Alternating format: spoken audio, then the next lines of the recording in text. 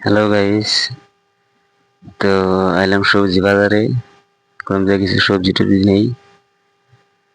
তো দেখি সবজির কিরম দাম হস করি।